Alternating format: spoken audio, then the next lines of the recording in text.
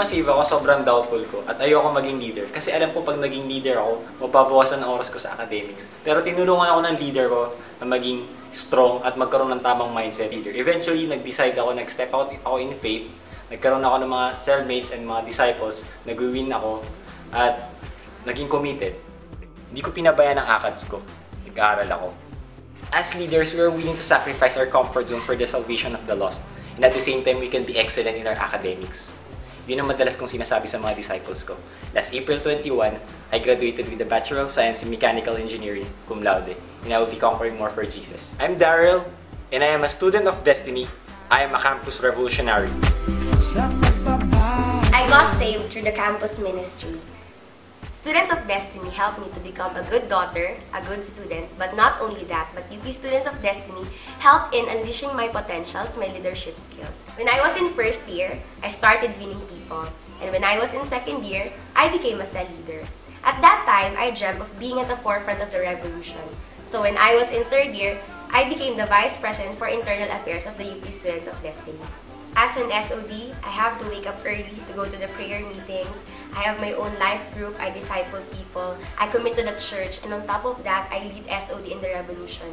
Pero kahit ang daming ginagawa, I see to it that my academics is a testimony of God's greatness. So I'm graduating this year, taking up BA European Languages, cum laude standing, but I'm actually aiming for magna cum laude pa. And kahit ilang beses kang bumagsak, makakatayo ka pa rin kasi may mga taong tutulong sa'yo para palakasin ka, para ipagpatuloy yung laban para sa campus mo at sa bayang ito. I am Jen, I am a student of Destiny, and I am a campus revolutionary. I've always considered myself as somewhat insignificant. Galing ako sa isang mahirap na pamilya, almost a broken family. But my life was revolutionized the moment I entered SOD. Students of Destiny unleashed me to my potential.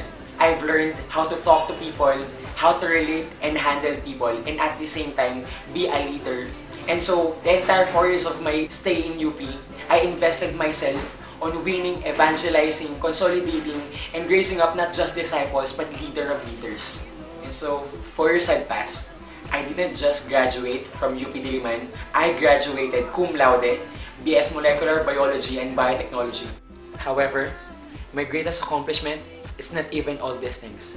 It's the very fact that I was able to raise up leaders who will continue the legacy that I started in that campus.